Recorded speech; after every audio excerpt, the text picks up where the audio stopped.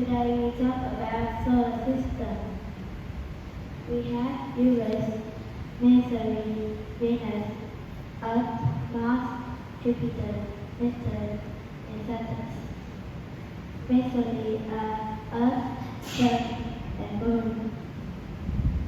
Earth is the third planet from the Sun. It's over 4.5 billion years old. It's the only planet that humans live on. The Moon is not a planet. The Moon is the second object brightest in the sky.